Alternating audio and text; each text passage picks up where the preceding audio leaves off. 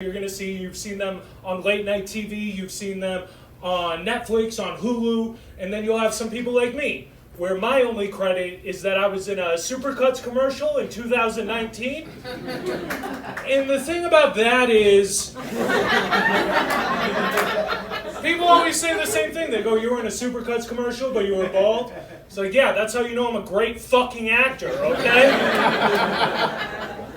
Guys, I do think it's hilarious for a country that's so racially aware right now, how many people are saying racist things to me. I was at the grocery store the other day. This guy came up to me and said, hey man, what nationality are you? I said, I'm Italian and Armenian. He goes, oh, what a beautiful mix.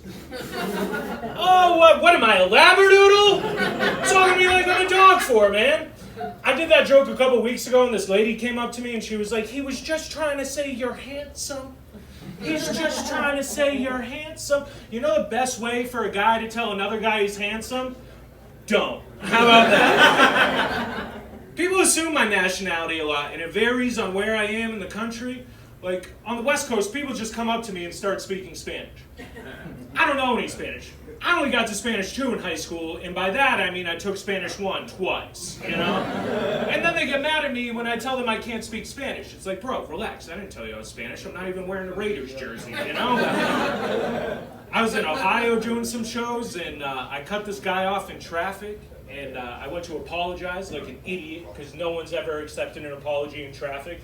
And this guy looked at me, and he said, oh, you're just going to speak with an American accent?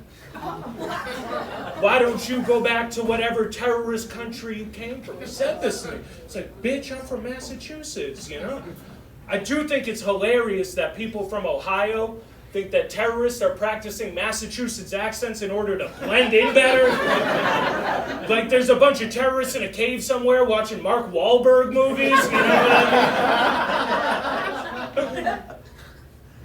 I don't know, man. I think people can change. I think my dad's a shining example of that. My dad's a 62-year-old Italian, blue-collar man from the East Coast. So needless to say, this gender revolution hasn't been the easiest for him to handle.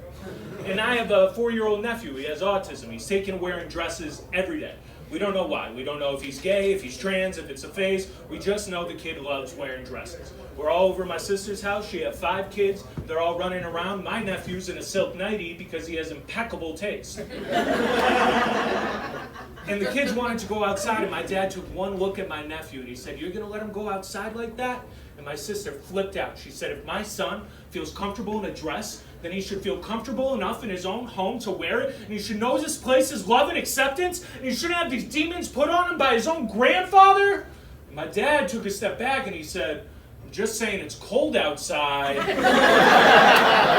Don't you think a power suit and sensible pumps are more appropriate? People can change, man. That's what I'm saying. People can change.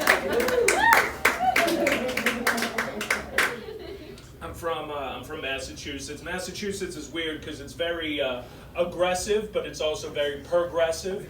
And they just tried to do this really weird thing where they tried to outlaw the word bitch. I don't know if you guys saw that. It's wild.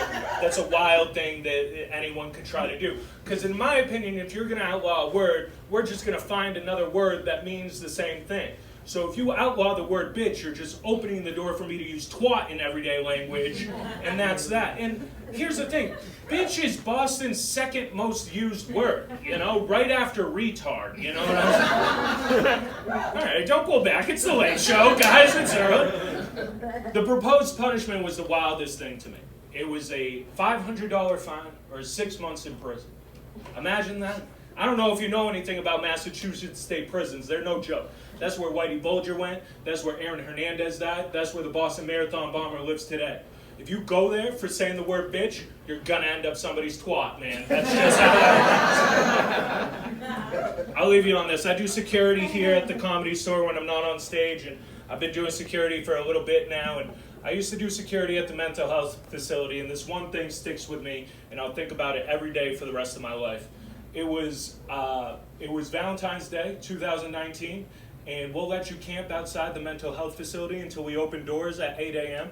And it was 8 a.m. This guy was camped out right inside in front of our door, and I had to tell him to move. And I never evicted somebody out of a tent before, you know what I mean? So I didn't know how to go about it. So I just kind of knocked on the wall behind the tent, and he stuck his head out. He was like, "How can I help you?" I was like, am I a solicitor? How did this turn around, you know what I mean? And I was like, "Hey man, it's 8 o'clock, you gotta move. It's just we're opening up doors." And I started to walk away, and he yelled out, "Are you my Valentine?" I said, "No." And he said, "So why are you trying to fuck me right now?" Guys, that's my